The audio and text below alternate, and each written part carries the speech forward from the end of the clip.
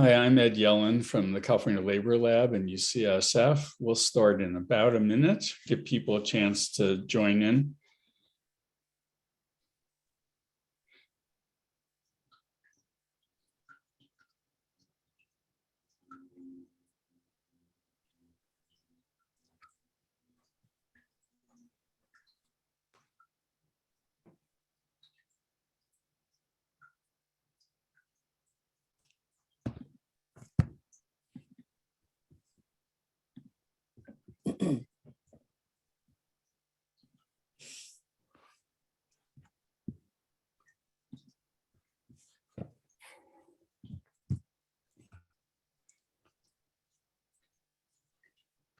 Hi, I'm Ed Yellen from the California Labor Lab. And as you know, many of you know, we're focused on emergent working conditions and their impact on the health of California. The lab is a collaboration currently of UCSF, UC Berkeley, and the California State Department of Public Health Occupational Health Branch, with some participation from UCLA and Harvard faculty, and we hope from many more people in the years to come.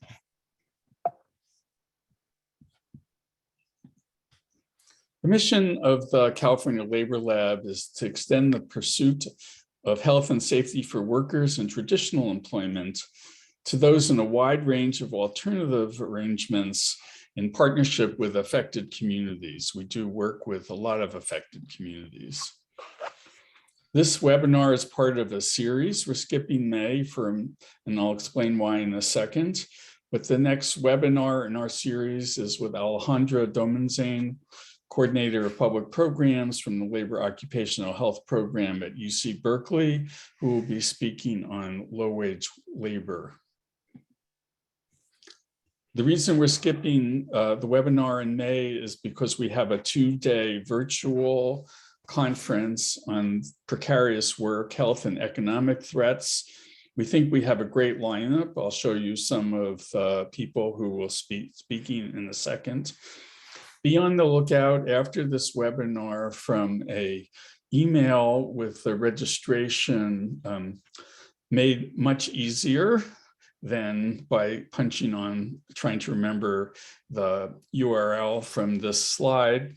And you should be getting that in the minutes after this webinar is complete. We're very happy to announce the lineup for this webinar. On May 17th, the keynote for that day will be given by Jacob Hacker of Yale University. The speakers include Kristen Harknett and Daniel Snyder from the SHIFT project, and they're at UCSF and Harvard. The work they're doing is on the consequences of the growing use of irregular shifts. John Schwartzberg from UC Berkeley School of Public Health will talk about how working conditions get under the skin and affect health. Mariano Vituro from the Domestic Workers Alliance will talk about the organizing they're doing to deal with alternative work arrangements. And Christina Maslock, who's really the founder of the field of burnout, will talk about her current work on that important topic. On the 18th, John Howard, the director of NIOSH, will give the keynote on what they're doing at NIOSH to deal with alternative work arrangements.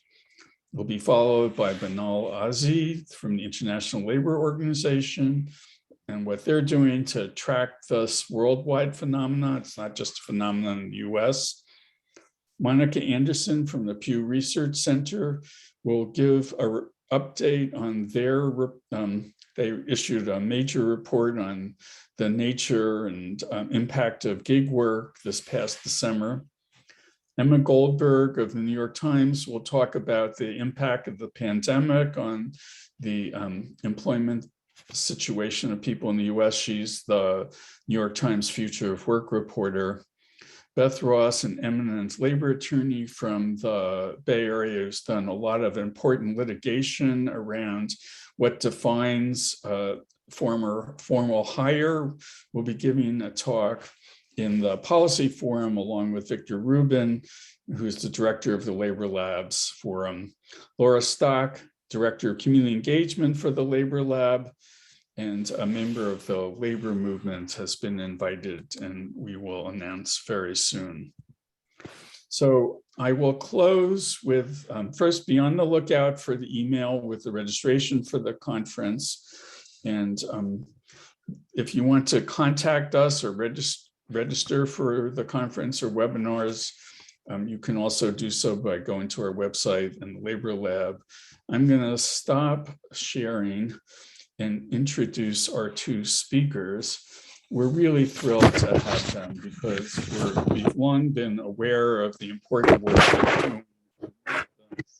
If you don't think warehouse work is critical to the contemporary economy, you've been doing a Rip Van Winkle imitation. It is essential to understand employment dynamics because it not only obviously affects people who are working in that industry, but it affects workers in retail industry. It affects all of us.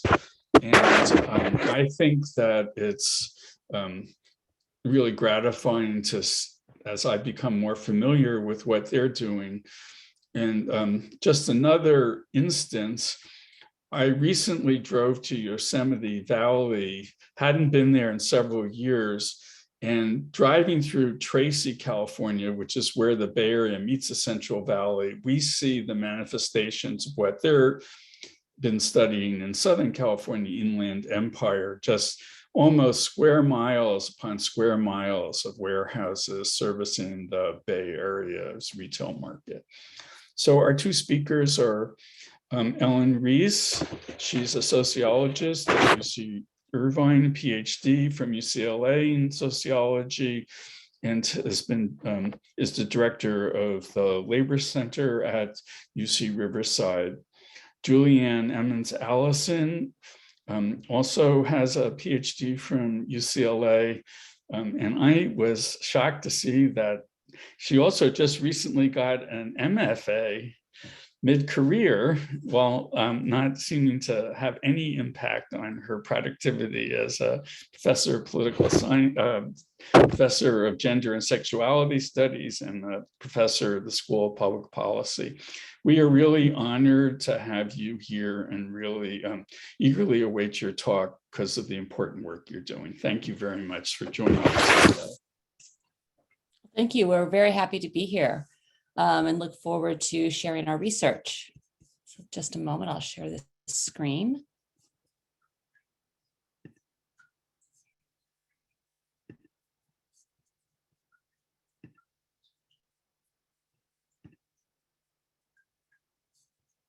All right, so hopefully everyone can see that.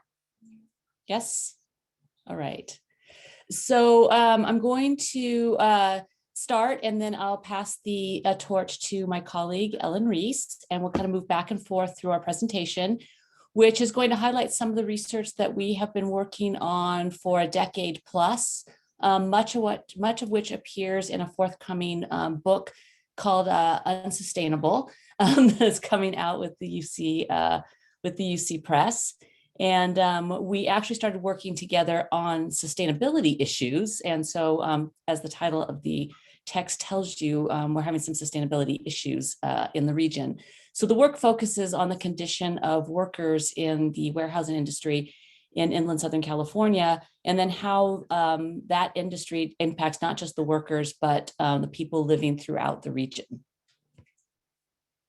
So the research focus, as I just indicated, Amazon in particular and warehousing broadly in the region, and then the resistance to that. So not just the workers and the communities, but how people have responded. And our approach is intersectional feminism.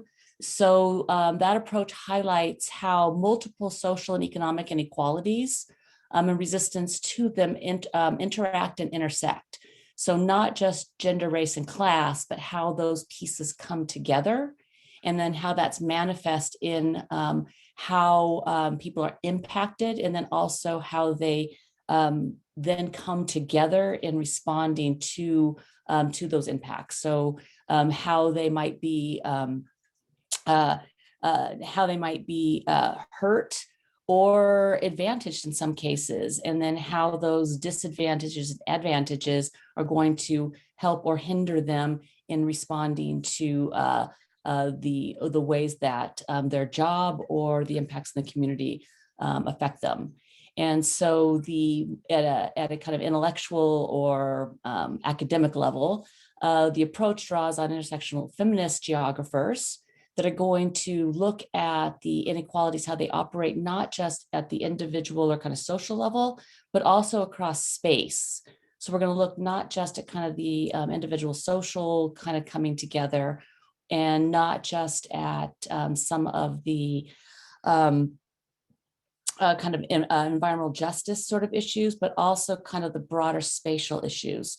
So if you imagine kind of looking at the ridgeline behind me, the area that we're looking at inland Southern California is sort of, if you were to stand at that ridgeline, you look down one way into inland Southern California. If you were to turn and look the other way, you look at a much nicer sort of area. You look into Irvine, you look into Orange County. So often when I'm hiking there, I can look one way and see a lot of smog and I can see warehouses. I look the other way and I see green and I see oceans and I see a lot of blue. And so you really get a sense of how the people living in one area are hurt and hindered and have to work hard to support the lifestyles that people on the other side of the hills are allowed to experience. And that's kind of what we're looking at, is those sorts of issues. So here's another map where you can sort of see that.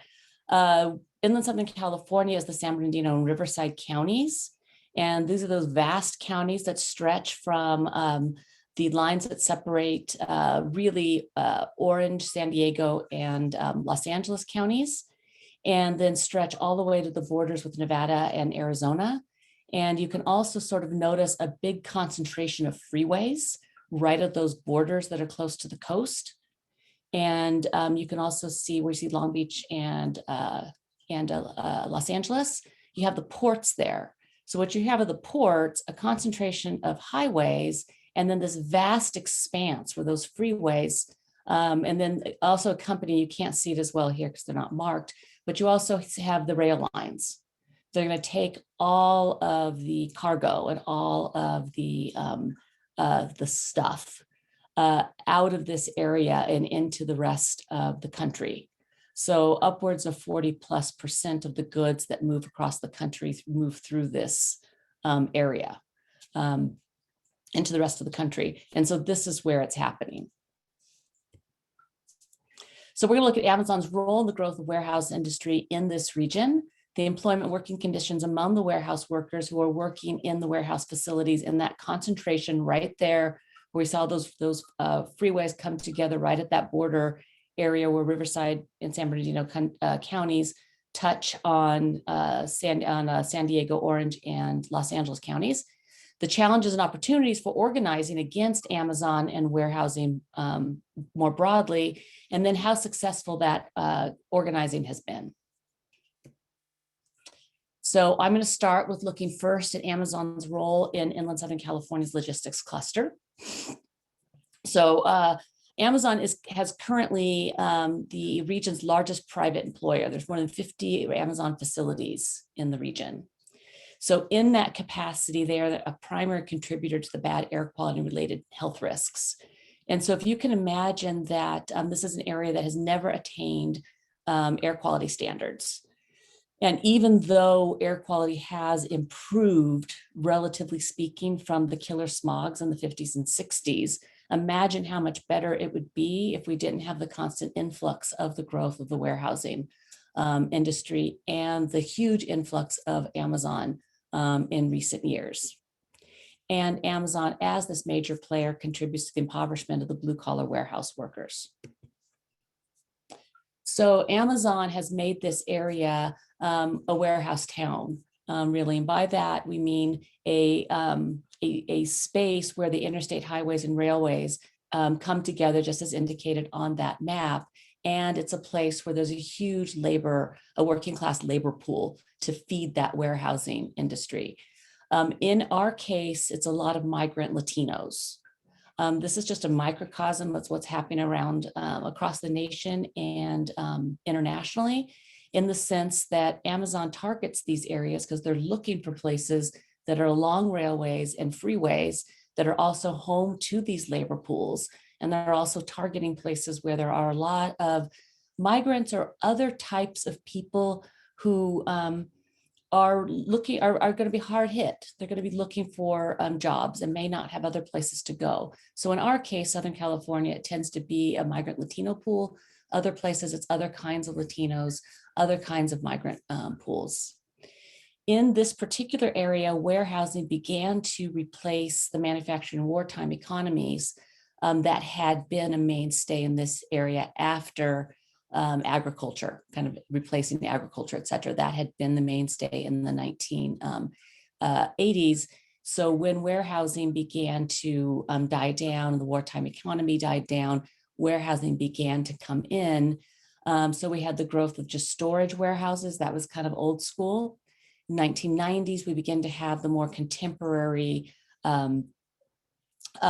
multifaceted kind of fulfillment centers where they're doing more kinds of things. They're doing some storage, but they're also doing some fulfillment. They're doing some cross-dock activities. So our big Costco fulfillment, the big Costco fulfillment center was the first one, but that's the 1990s. And then we're hit with the Great Recession.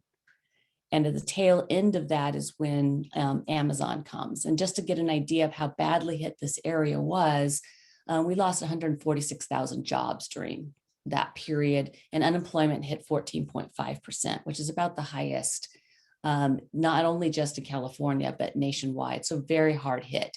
And Amazon walks into that space. So they come into an area that had already been marked as let's grow warehousing. And they come in offering jobs, offering warehousing, looking like, man, we are the puzzle piece to solve this problem. And so they open up in San Bernardino, which was sort of like ground central for the crisis. In San Bernardino at the time, unemployment was still about 12.5% when Amazon opened. And it was one of the two first Amazon facilities in California. And so it was one of the two big tax centers for the company in California at that time. So it was a big boon at the time to get that facility. And so that's the start of the spatial inequality. So this is that big push when this area becomes the place that's going to be the space where kind of all of the dark side of the growth of e-commerce happens in inland Southern California, that allows kind of all the sort of the ease of e-commerce and that quick sale, and I'm going to get my stuff right away happening in those coastal counties. All that ease begins to be fed by this area, in addition to everything that's happening across the country. So it becomes like a back lot to the rest of the country, as well as the coastal parts of California. The land here has always been relatively inexpensive compared to the coastal counties. And that incentivizes both cheaper land for housing as well as for industrial development. So at the same time, we are having this boom in the development of warehousing, we're also alongside of that having a housing boom. And so through the 1980s and into the early 2000s, you're also seeing housing development and kind of a commuter development in terms of people moving out into inland Southern California and then driving into the coastal counties. So a lot of traffic is also happening, widening of the freeways and all of that. So you do have kind of this incentive just driven by what they call kind of cheap dirt out here. But on top of that, you have policy that is not protecting the people that are moving into the housing. So you're not seeing any kind of movement in zoning laws in terms of trying to protect the people that are moving into houses, to try to keep some kind of measure of distance between industrial development and housing development that really allows the industrial developers to take advantage of people that are already living in homes in poor neighborhoods, or simply just competing for the same land. And what's happened more recently are that the developers come in and try to buy the homes away from the people who are living there, offering them money to please vacate so that they can build their warehouses on residential neighbor houses. So what we have is a situation now that, in contrast to Orange and San Diego counties in particular, as well as some parts of Los Angeles County, is that the area that we're researching is younger, brown, or poor, and more dependent on warehousing, distribution, transportation services, as well as subject to higher levels of pollution than the neighboring counties. And so this is just a quick kind of table where you can begin to see that. So your median incomes are lower, levels of poverty are higher. You can see that the proportion of Latinos are higher, more people in manufacturing and in warehousing. And of course, some of the biggest problems are the number of days of pollution, of high levels of pollution that we have out here. And then in terms of the environmental health impacts, what happens with warehousing, transportation, distribution services that make them a little more distinct than what we used to see in terms of polluting facilities are that it's not the facilities themselves that are polluting, it's all of the traffic that feeds them. So it's the diesel trucks and the trains and everything that's drawn in and out of the facilities that are the main problems. Sometimes the warehouses actually generate some pollution, but the biggest problems are the things coming to and from them. So diesel truck and traffic congestions are the biggest issues, posing significant health threats to those living nearby, especially those living within about half a mile of these areas. They are especially exposed to ozone and particulate, PM10 and PM2.5, and these are called diesel death zones. These areas tend to be in the 64th and 65th percentile for asthma and heart attack compared to those living further away that are the 53rd and 57th. And that may not sound like a lot, but it translates into a lot more deaths and earlier deaths and a lot more respiratory diseases, a lot more trips to the ER. And these, when you layer this on top of that, these tend to be more people of color and younger populations. It really is a targeted population that begins to get hit.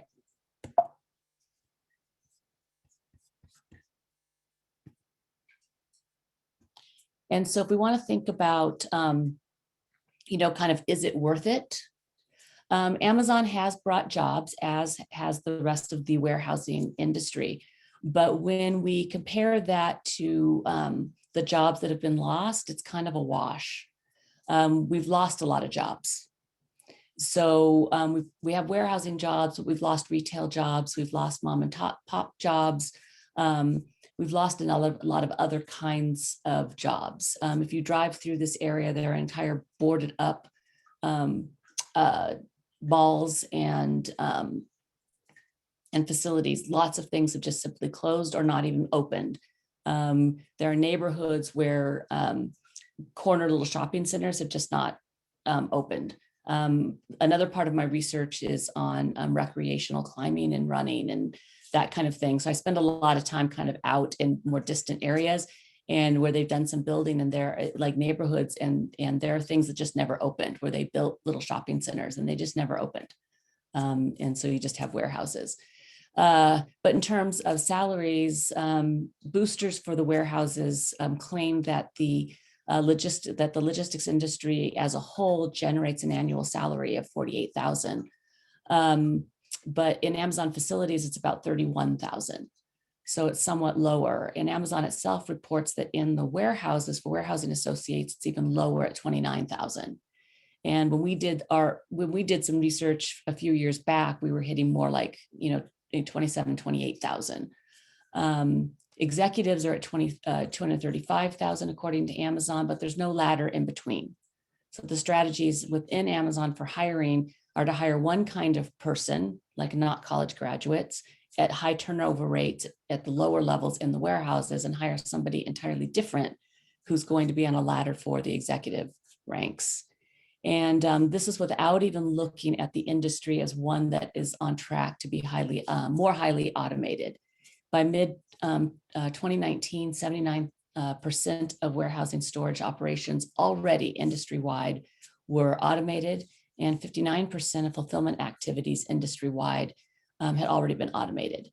And Amazon is at the forefront of that trend.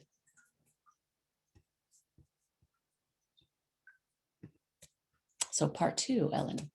Great, thank you, Juliann. So in this part of the talk, I'm going to talk about who the warehouse workers are and what their employment and working conditions look like. Next. So Amazon's profits greatly depend upon racial capitalism, and I'm borrowing a concept from Cedric Robinson, who refers to racial capitalism to talk about how capitalist accumulation depends upon white supremacy and racial violence. And we get a sense of that when we just look at who does what in Amazon, right? At the very top, you have 71.4% of the top executives and senior level Amazon employees are white and mostly men. Then if you look at who are the blue collar laborers and helpers, 68% of them are workers of color, of which nationally 33% are Black and 22% are Latino. If you look in the region that Juliann's been talking about, inland Southern California, most of them are Latino. Nationally, much like what's happening in inland Southern California, Amazon and other warehouses tend to be concentrated in working class neighborhoods of color, and disproportionately so, as a Consumer Reports article has recently discussed. In inland Southern California, the warehouse workers are mostly Latino, they're mostly native born, but many are immigrants, mostly men, but increasing numbers are women. Next. So these warehouse workers in Amazon face precarious employment. And in the early years of Amazon, they relied very, very heavily on temporary agencies, much like other warehouse employers.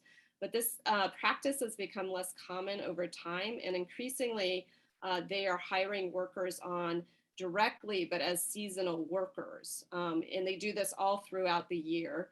And they hire both temp, seasonal, and part-time workers and pay them less, you know, and they provide them with fewer benefits than the direct full-time employees. But even regular full-time workers face precarity. They often have pressure to either flex up or flex down in terms of their work schedules, depending on the demand for labor. There's also a huge pressure on these workers to make rate, to minimize errors, and not spend too much time off task. And they're monitored electronically. And if they don't perform according to the standards, they're warned, and then eventually they could be fired for not making rate or having too many errors, etc. The wages have risen over time, you know, in part because of the organizing happening and the public pressure on Amazon to do better. But it's still relatively low, right? So entry-level wages are about $15 per hour, but it does kind of range, right? And with the pandemic and the increased demand for labor, along with the organizing and public pressure, those wage rates have increased above $15 per hour, but it depends on location. And this really gets warehouse workers angry often, right? That they often are doing the very same work, but depending on where they're located and even which warehouse they're working for or how much experience, right, they are given more per hour. And the benefits that are provided to full-time regular workers are given, and they have some healthcare plans, they have a 401k, but these workers do lack regular pensions, and even though they're offered a health insurance plan, many of the workers, if they support families, cannot afford that health insurance plan, and many of them then have to rely on publicly subsidized health insurance. Next. So to dive deeper into workers' concerns, we worked with a team of student researchers to collect interviews with former and current Amazon workers, because Amazon hires so many young workers in our region. It wasn't hard to find Amazon workers. Many of them are our students, and our students know other workers, etc. So we worked with a wonderful team, or actually a set of teams of student researchers to collect in-depth interviews with these workers. And we did this through a series of waves. The first wave was done before the pandemic in 2018 and 19. And then the second wave we did in the fall of 2020, right in the midst of the pandemic. Next. So Amazon warehouse workers, concerns are many. Many of them talked about the grueling pace of work. Again, they are monitored electronically for making rate, for not having too many errors or spending too much time off task, not taking too many breaks, right?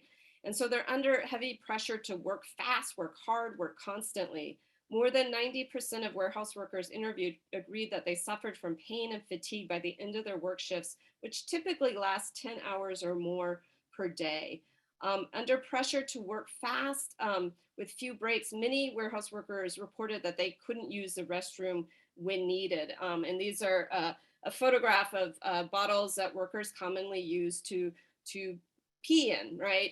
So that they feel like they don't have time to get to the bathroom and back in these enormous facilities, right? Because if they do, they might be dinged for spending too much time off task or not making rate, right? So that's a huge concern among workers. Next.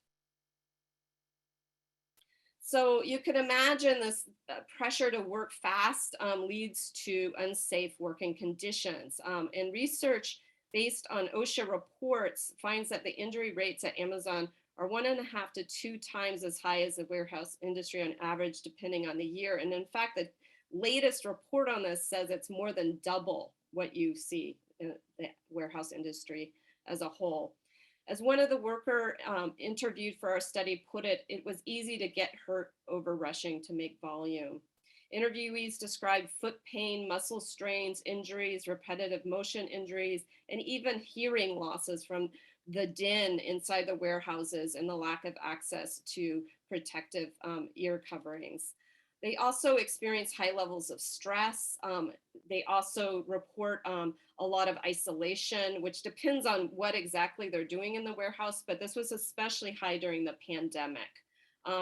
Meanwhile, many of the workers suggest that, that heavy pressure to work so quickly means that they cut corners on safety protocols, including COVID-19 safety protocols that they often can't meet or do and still make rate. Next. In addition, many of these workers, most of whom are workers of color and increasing numbers of whom are women, are facing racism, xenophobia, and sexism at the workplace, which workers talked about either personally experiencing or observing happening. And these are just a few quotes from workers around this. As Destiny says, working at a warehouse is probably like the most sexist jokes of any other place. It's a macho-like environment. And with this heavy machinery and stuff, like the women were kind of encouraged to be more manly. They had to put on this persona, like you can't F with me. Some men are, not all, were like, okay, since I'm working at a warehouse, I can hit up any one of these females. And the women who work there usually wear workout clothes. So the women usually are seen as sex objects. Daniela also reports we are racist people. Yes, depending on what your culture is, people will make stereotypical jokes. They will say something that is inappropriate and say that they were just kidding, and in reality, they are not. Workers reported inadequate responses to their complaints around racial and gender and sexual harassment from HR when they reported them, incidences of them. And they also reported that they even experienced some discrimination by supervisors and managers. And such experiences speak to the need for unionization, as well as intersectional organizing among workers, right, to counter the divisions found among them. Next.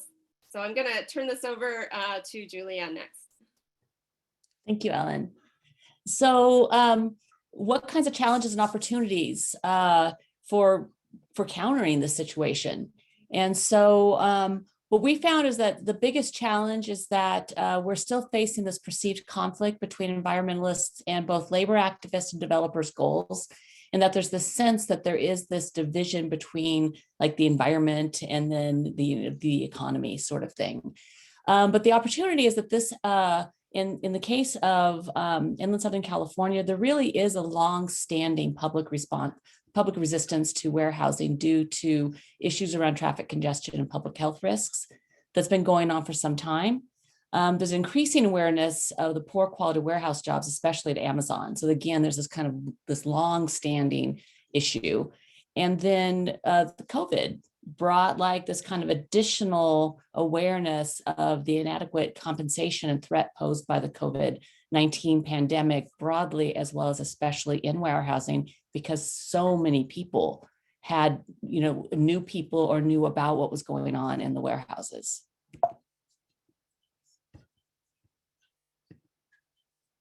So just quickly, the big jobs versus environment lie. I think it's becoming more and more apparent that this kind of convenient narrative isn't as well supported as maybe folks kind of used to think that it was. I guess kind of speaking like the Green New Deal, still most unions have not taken a clear position on the Green New Deal, just as an example, but those that have, including the International Brotherhood of Teamsters, which is one of the players out here, have endorsed it. Yet most labor unions are responding in some way to environmental issues, with climate change being kind of the biggie among those.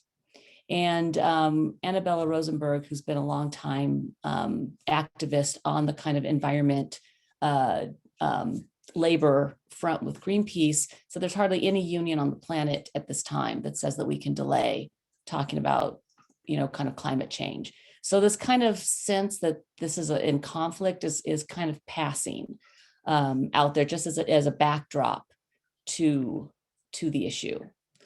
But in terms of here, if we kind of look at like these long histories, there's kind of this long history of both community action on issues of the environment and on labor that go back some time. But focused on warehousing, you have an escalation of these issues in the early 2000s. So the Center for Community Action and Environmental Justice really begins to focus on warehousing in 2011, when shortly after the city of Harupa Valley forms. A kind of side issue out here is that there's a lot of unincorporated area. And when there's unincorporated area that doesn't have a city to kind of stand for it, it's pretty easy for county supervisors to approve a lot of things without there really being a mechanism for stopping them.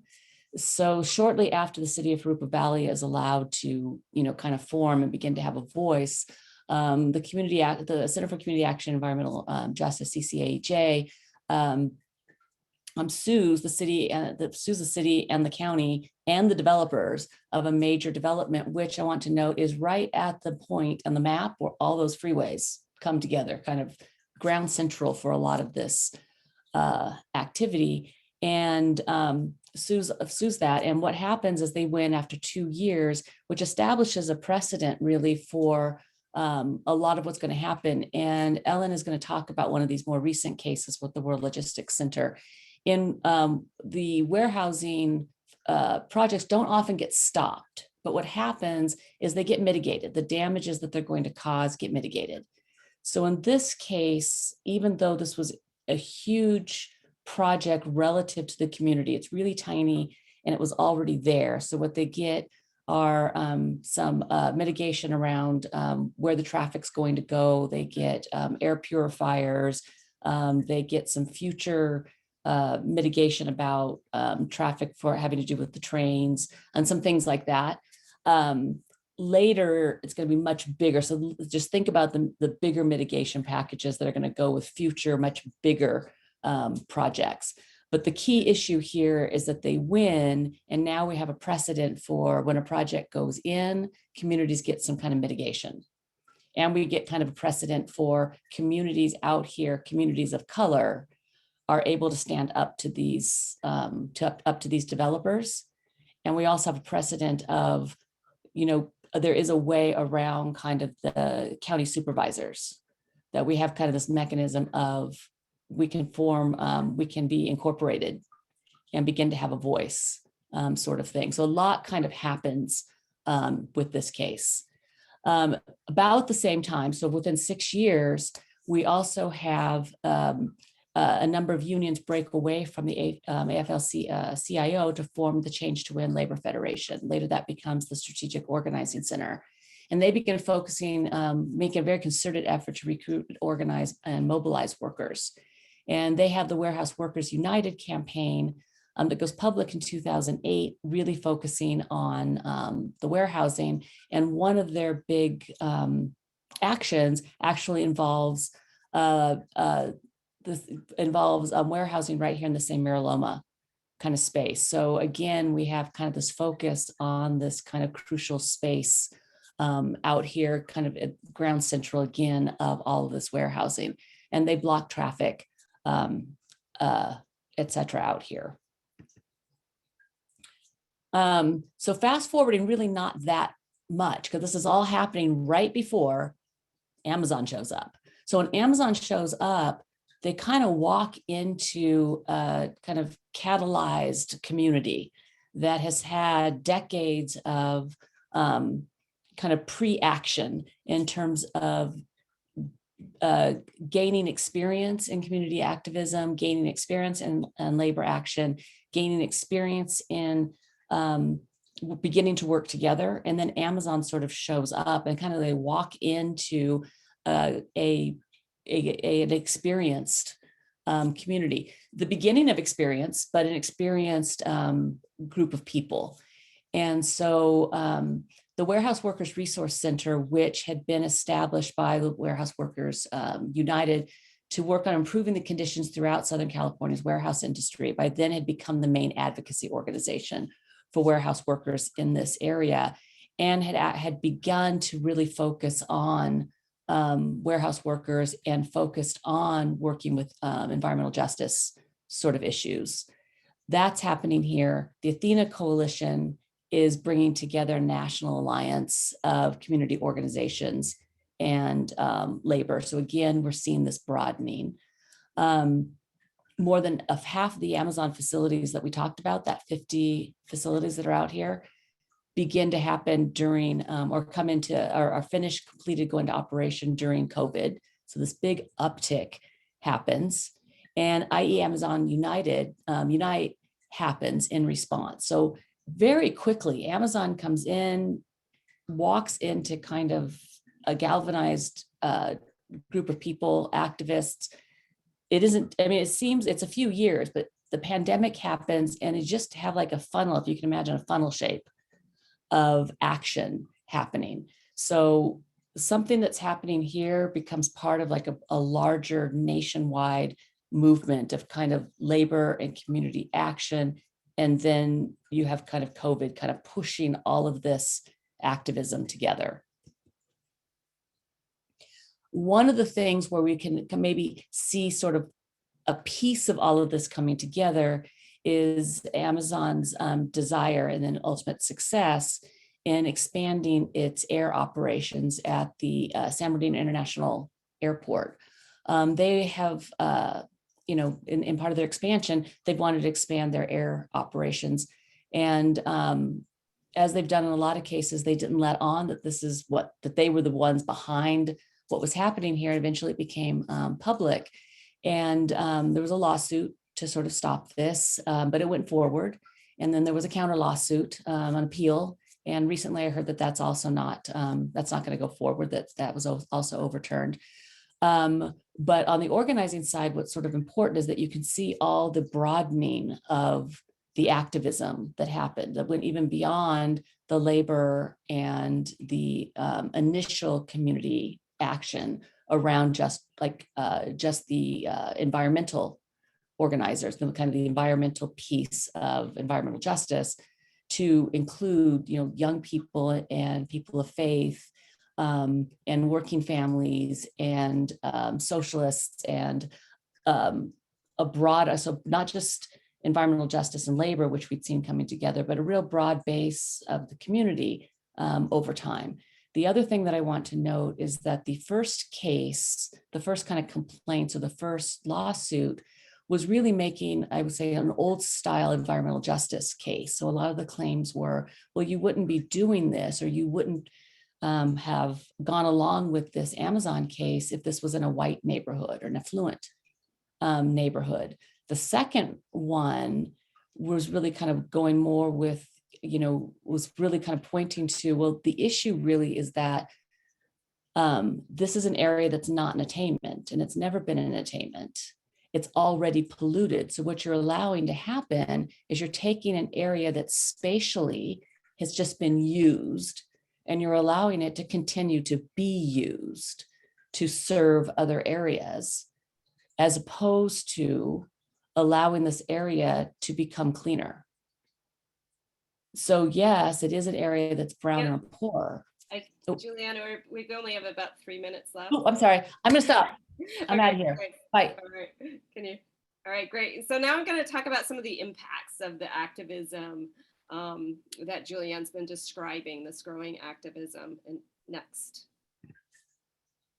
So one stream of this activism is labor activism, and it led to a favorable Cal OSHA ruling in favor of warehouse workers and their complaints about being unnecessarily exposed to COVID-19 at the workplace. That led to improvements in COVID-19 safety training at Amazon.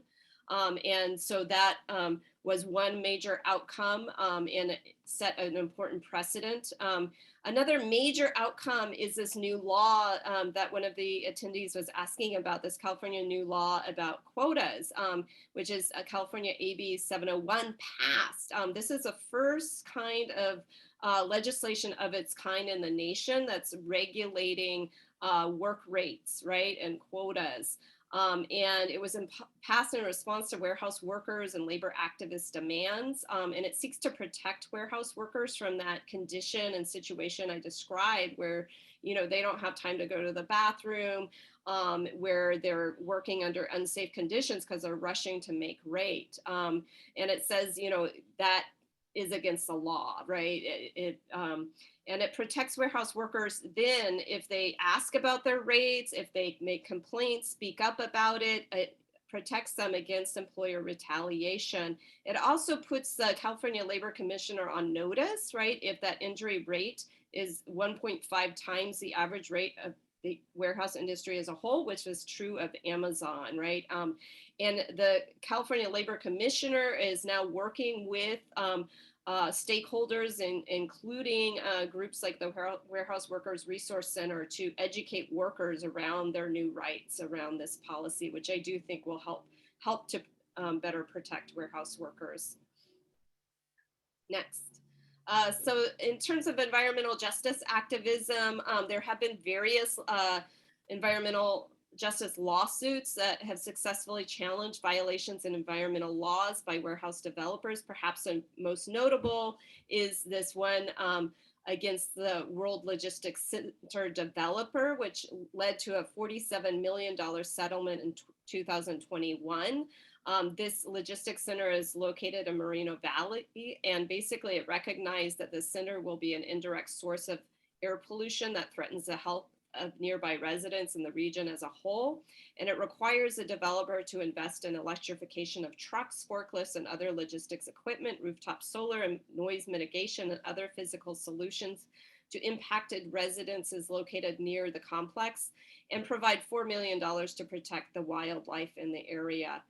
And in response to environmental justice activist demands, the South Coast Air Quality Management District has recently adopted an indirect source rule, which requires warehouse owners and operators to invest in zero emissions and net zero emissions vehicles and supporting technologies, or pay fines to offset the increase in truck trips associated with their facilities. So that's another major victory there. Next.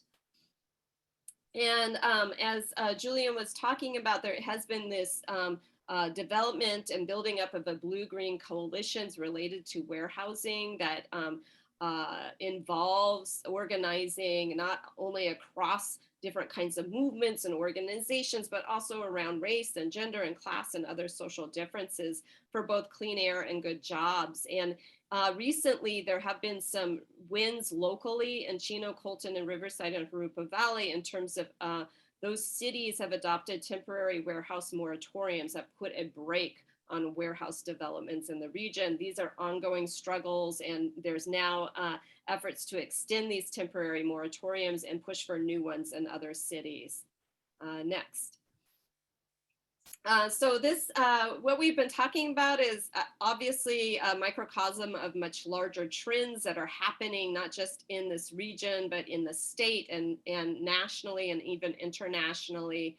And, you know, I think we'll continue to see struggles on the ground, including among warehouse workers. I think many of them have been heartened by the victory at Staten Island by the Amazon labor unions, its first successful unionization campaign won by rank and file organized union campaign, which shows the promise of bottom-up intersectional organizing, and growing community opposition too, as I mentioned, is happening, not just in our own region, but in other parts of our nation and across the globe.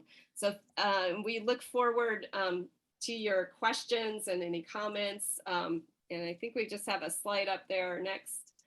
There we go. Yeah, so thanks so much for listening to us, and we look forward to more questions.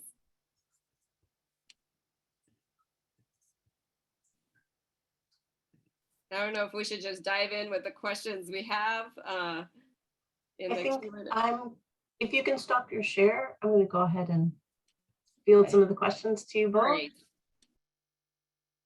Hi, my name is Laura Trupin. I'm part of the California Labor Lab, and this is fantastic and really quite optimistic talk, which is great. So wonderful to hear about the activism that's been happening and organizing and some of the leading to legislation, et cetera.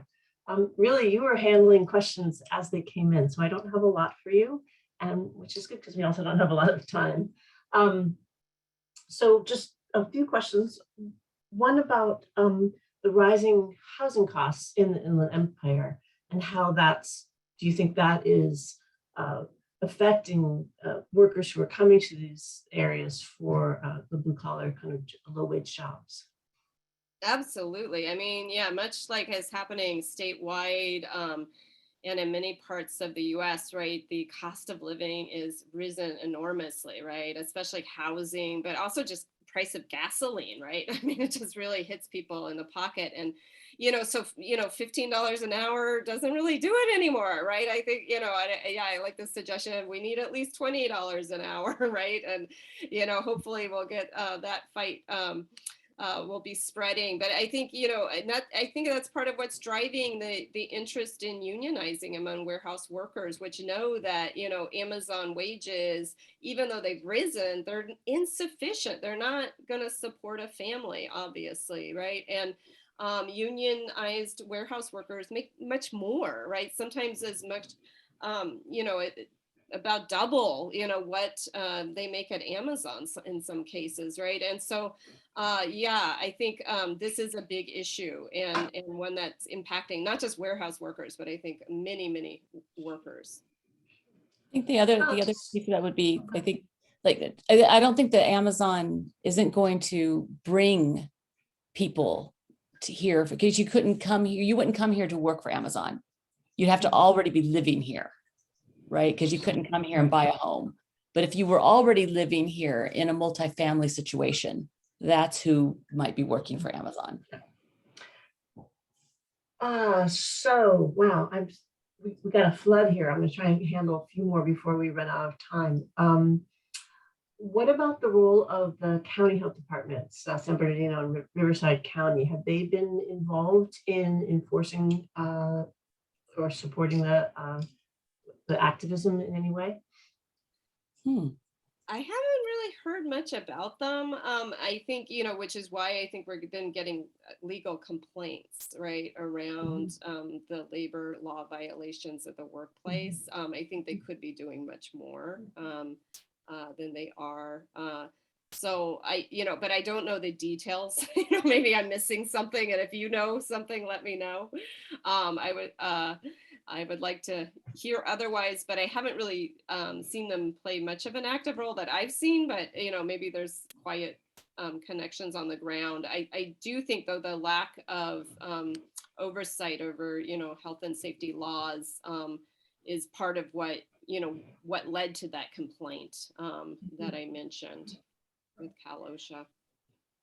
One of the attendees was asking, during the in-depth interviews that you did, was there discussion at all that come up in the interviews about unionization, union organizing drives, et cetera? There was. I mean, some of the workers had mentioned, that there was a lot of anti-union messages at their workplace that they heard. The Amazon, was said to like kill innovation, that we didn't need it. Like there would be these sort of anti-union talks happening.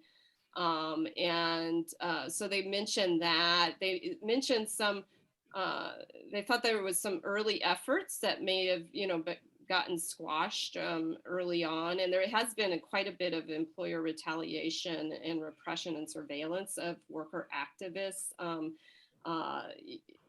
going on, nationally and even globally. And surveillance, not just of workers, but also even environmental justice activists too, right, by Amazon.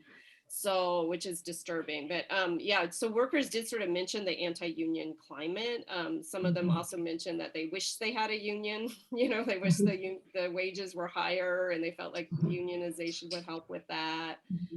Yeah, so some of them did talk about the longing for a union or the anti-union messages they had heard at their workplace. Wondering if with the higher than average injury rate that you noted in your talk, has any of the interventions that have happened, so has there been any evidence that it's been helping yet in this kind of in workplace injuries? Yeah, well, I think that this wasn't my study, and I think it might have been by the Strategic Organizing Center put out a report and noticed that there was a decline in injury rates that happened when those work rates were somewhat relaxed. And this was in response to a lawsuit, right? But it was unevenly enforced. I have to say, a lot of workers didn't realize, and many of them thought and were still held accountable for the same usual work rates. But there was a bit of a not pushing them quite as hard that happened during the pandemic, because they realized they had to ensure that they could, follow, social distancing policies and other kind of COVID-19 safety protocols. And so there was a slight decline in injury rates that happened when those work rates were not as stringently enforced, right? Which seems to suggest that there is a real connection between the work rates and how quickly workers are pushed to work and how many injuries happen. Sure. Well, we are at time. I want to thank both of you for a fantastic talk, and to the audience out there, thank you for joining us.